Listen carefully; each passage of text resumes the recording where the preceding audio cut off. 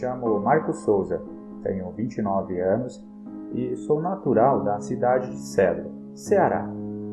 A história que contarei aqui aconteceu com meu avô, José Celestino de Souza, em meados dos anos 60, em um pequeno povoado, na época chamado Paiano, que fica localizado entre os municípios de Cedro e Lavras da Mangabeira. Meu avô, desde seus 17 anos, sempre trabalhou como caixeiro viajante, vendendo, comprando e trocando bugigangas por essas vilas e sítios da região. Ouviu e viu muitas coisas nessas estradas à noite, mas nada como o que o perseguiu e quase o pegou naquela noite escura e chuvosa. Recém-casado, aos 20 anos de idade, meu avô viu sua responsabilidade aumentar quando sua irmã mais velha foi acometida de uma doença grave, vindo a falecer e deixando sobre ele a responsabilidade de criar sua única filha, que na época tinha apenas 2 anos de idade. Meu avô levantava cedo.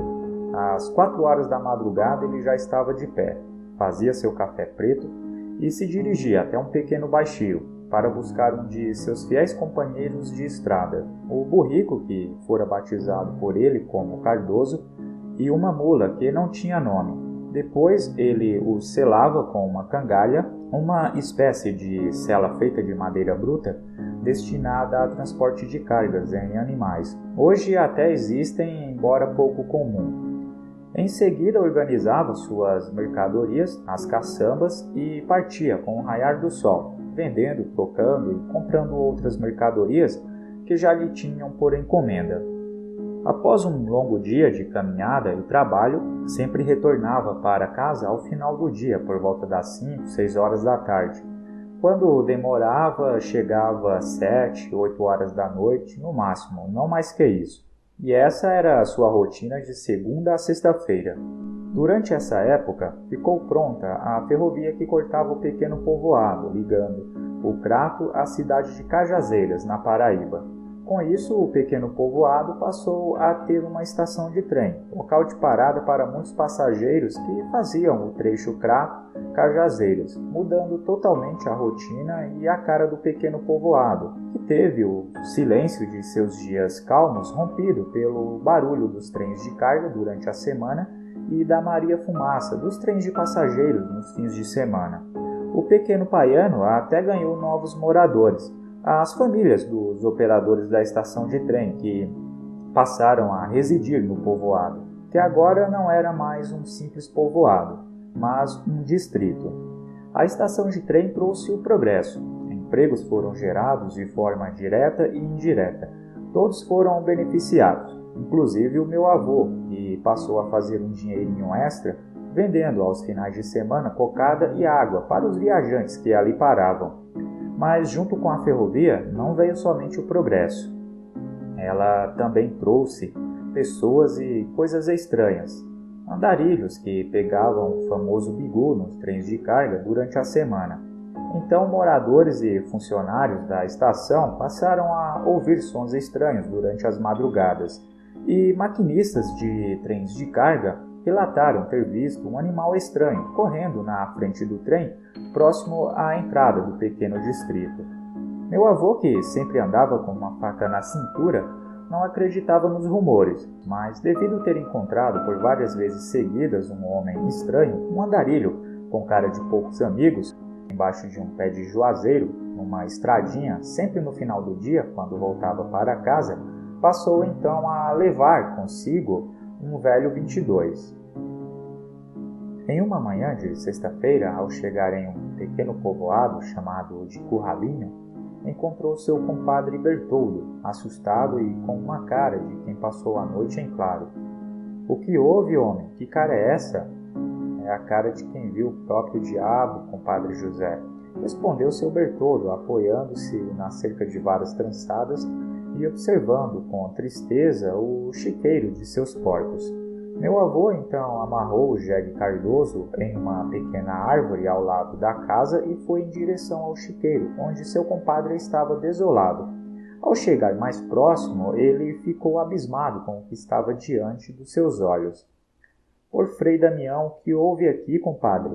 Seu Bertoldo, então colocando a mão no ombro do meu avô, o convidou para entrar e tomar um café. Após sua esposa, Dona Tiquinha, servir o café, ele sentou-se em uma velha cadeira ao pé da porta da cozinha e, com um olhar distante, ele contou: "Ontem à noite, quando você foi embora, eu fui dar comida aos porcos e ver como a porca recém-parida, que estava separada dos demais no chiqueiro ao lado, estava.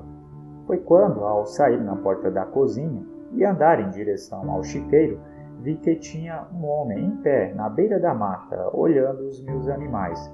Pensei que era o vizinho Geraldo, mas quando o chamei, ele me olhou e entrou na mata correndo.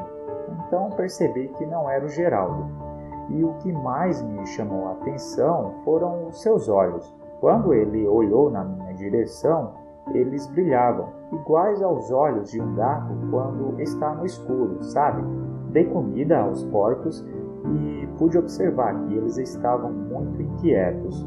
Voltando na direção de casa, antes de chegar na porta da cozinha, bateu um pressentimento ruim, uma sensação de estar sendo observado. Então parei, observei por todos os lados e não vi nada, nem sinal do estranho homem. Então entrei em casa, tomei um banho, jantei. À noite estava um silêncio só, até os grilos estavam quietos. E como estava muito cansado, não demorei muito a adormecer. Acordei por volta das 3 horas da manhã, com um barulho que vinha do chiqueiro dos porcos. Já pensei logo que era algum ladrão tentando roubar os filhotes. Então peguei o facão, abri a porta e fui devagar na direção do chiqueiro.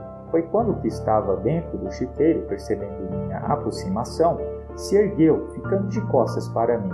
A princípio eu pensei se tratar de um enorme animal, mas quando ele se virou na minha direção, pulando para fora do chiqueiro, a luz da lua revelou o demônio por completo. Então tive a certeza de que não era um animal, e sim o próprio diabo. Ele tinha um corpo grande, com pelos longos na parte de trás, mas na frente era meio ralo. Sua cara era uma mistura de gente com cachorro. Suas orelhas e focinho lembravam muito também as de um morcego. Os olhos pareciam brilhar e flamejar com o brilho da lua. Fiquei paralisado com tamanha monstruosidade, mas logo recobrei os sentidos e saí correndo em direção à minha casa. A besta me seguiu, mas não quis me pegar, pois se quisesse, teria feito fácil. Uma vez dentro de casa, só pude ouvir com impotência o desespero dos pobres porcos e os gritos sinistros da besta. Depois de alguns minutos, o barulho dos porcos cessou, mas o pesadelo durou até perto das 5 horas da manhã, com o demônio correndo em volta da casa e soltando urros macabros. Sem sombra de dúvidas que esse demônio era um lobisomem, e não é gente daqui das redondezas, deve ter vindo de fora para virar bicho por aqui. Meu avô escutou apreensivo, pois já vira muitas assombrações por essas estradas à noite, mas nada como o que foi descrito pelo seu compadre Bertoldo. Meu avô tinha muita consideração pelo velho Bertoldo, que apesar de chamá-lo de compadre, o respeitava como seu pai, mas não contou sobre o andarilho esquisito do pé de juazeiro. Naquele dia, meu avô fez o que tinha de fazer e retornou até mais cedo para casa. Passou novamente na casa do velho Bertoldo, como de costume, tomou um café e rumou na direção de casa. Passando perto do pé de juazeiro, não viu o andarilho, que já estava acostumado a ver e que nunca respondia o boa tarde do meu avô, o fazendo ter ainda mais certeza de que não se tratava de boa gente, e que depois da história de seu Bertoldo passou a ser o suspeito número 1 de ser a tal fera. Chegando em casa, minha avó o questionou sobre a sua cara de preocupado. Ele disse que estava preocupado com o seu Bertoldo e a esposa, que tiveram a casa atacada na noite passada por um ladrão. Não quis contar a história do velho Bertoldo a ela, para não deixá-la preocupada. Durante o final de semana, sua rotina seguiu normal. Nas tardes de sábado e domingo, por volta das 13 horas, dirigia-se até a estação de trem para vender suas cocadas e água para os viajantes, retornando para casa por volta das 4h30 da tarde. Nesses 2 dias, meu avô conversou com os funcionários da estação, escutando as histórias dos tais barulhos que eles ouviram nas madrugadas gélidas do pequeno distrito, e contou a eles a história que ouvira do seu velho compadre no povoado vizinho chamado Curralinho. Foi quando seu Abelardo, o supervisor da estação, disse: "Isso aí que ele viu, jovem, é um lobisomem, e eu afirmo sem medo de errar. Eu já tive um encontro com esse monstro há 25 anos atrás, quando eu era maquinista de trem de carga. O encontro aconteceu entre as cidades de Mossoró e São Sebastião, no Rio Grande do Norte. E digo mais, essa fera é inteligente, pois ela sabe exatamente quem ela quer atacar. E suas vítimas não necessariamente precisa ter feito algum mal para ela. Basta apenas que, na forma humana, ela não vá com a cara do sujeito." Ouvindo a história do seu Abelardo, meu avô passou a tomar mais cuidado, passando a ir de mula nos dias em que ele sabia que certamente voltaria à noite para ter mais agilidade, caso fosse necessário fugir de alguém ou de algo. Passado 2 semanas, meu avô não tinha mais visto o tal andarilho, e rumores de uma besta fera rondando os arredores do distrito e dos povoados vizinhos cessaram.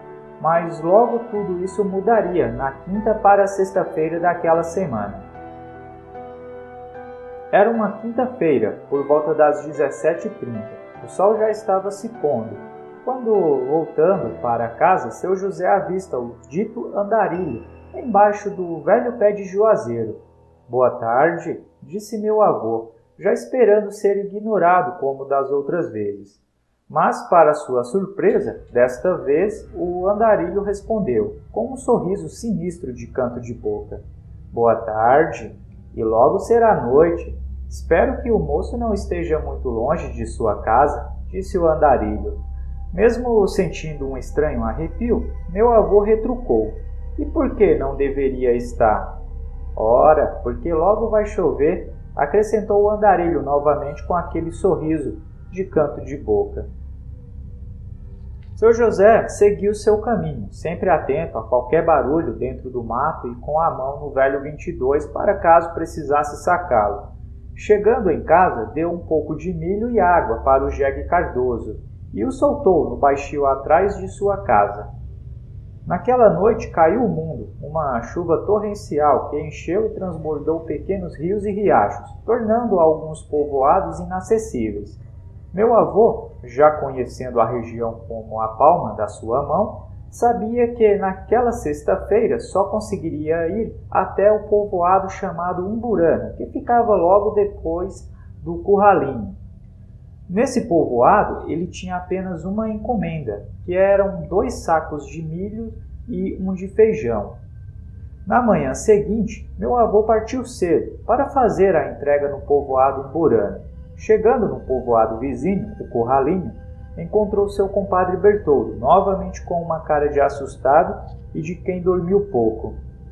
Nem precisou perguntar nada, ele já foi logo falando: "Ontem à noite a besta voltou. Mesmo com o barulho da chuva, pude ouvir seus urros medonhos na mata aqui do lado." Então meu avô contou sobre o estranho andarilho que passou a ver debaixo do velho pé de juazeiro e que estava suspeitando dele, pois nas semanas que não o viu, cessaram os avistamentos nas redondezas, e que sempre quando ele estava debaixo do pé de juazeiro, o jegue ou a mula buscavam sempre o aceiro da estrada. Seu Bertoldo então mandou ele se apressar na entrega para voltar logo, pois o dia prometia ser bastante chuvoso e que seria perigoso voltar para casa à noite naquelas condições, pois não se sabia quem era a pessoa que estava virando o bicho e o que ela queria. Mas uma coisa era certa: se ele voltou, teve um motivo. Meu avô seguiu o conselho de seu velho compadre, fez a entrega e aceitou o convite do dono da casa para almoçar ali com eles, Deveria não ter aceitado, pois logo após o almoço o tempo fechou e começou a chover forte. As horas passavam e nem sinal da chuva diminuía, dando uma trégua somente às 6 horas da tarde. Meu avô sabia que, devido às condições da estrada, chegaria em casa bem mais tarde do que de costume. Pensou em não passar na casa de seu Bertoldo, pois já eram mais de 7 horas da noite, e sabia que ouviria do velho poucas e boas, mas não teve jeito. Se aproximando da casa, já o viu na janela e já foi logo saindo e dando uma baita bronca no meu avô. Seu Bertoldo então disse: "O correto seria você dormir aqui essa noite, rapaz. Mas você não pode deixar sua mulher com uma criança pequena sozinhos em casa. Então faça o seguinte, tire essa cangalha e ponha a minha cela, pois dará mais agilidade a você e ao animal." Meu avô não questionou e fez o que seu compadre mandou. Depois seguiu o caminho de casa. A chuva já tinha parado, era noite de lua cheia, e de vez em quando ela aparecia, dando um aspecto azulado nas nuvens e tornando o escuro da mata ao redor ainda mais sinistro. Se aproximando do velho juazeiro, meu avô sentiu um calafrio e a mula começou a ficar inquieta. Ela parecia ver algo debaixo do juazeiro que meu avô ainda não tinha visto. Ele então sacou seu 22 e, depois de muito esforço, conseguiu fazer com que a mula passasse beirando o outro lado da estrada. Após passar, meu avô parou e olhou com atenção e viu que atrás do juazeiro tinha uma criatura estranha se esgueirando. Então ele teve a péssima ideia de atirar na direção da criatura, que soltou um rosnado e um urro medonho e partiu para cima dele, que ainda conseguiu dar mais 5 tiros e quase caiu quando a mula tentou sair em disparada naquela estrada lamacenta. O alvo do bicho era meu avô, mas suas garras acertaram a traseira da mula, que saiu com o meu avô estrada fora. O bicho até tentou segui-lo, mas logo desistiu, entrando na mata soltando gritos pavorosos. Chegando em casa, ele pôde ver e cuidar dos terríveis ferimentos na traseira do pobre animal, e não contou nada à minha avó sobre o acontecido.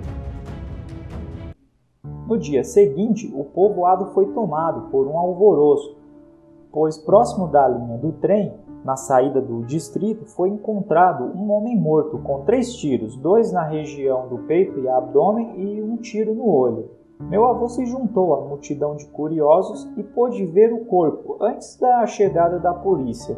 O homem que estava ali era o dito andarilho misterioso. Meu avô não tem certeza se o andarilho era mesmo o lobisomem que o atacou na noite passada, pois não tem certeza se acertou ou não a besta. Mas tudo indica que sim, já que ele disse que aquela noite foi a primeira e a última vez que ele teve um encontro com o lobisomem.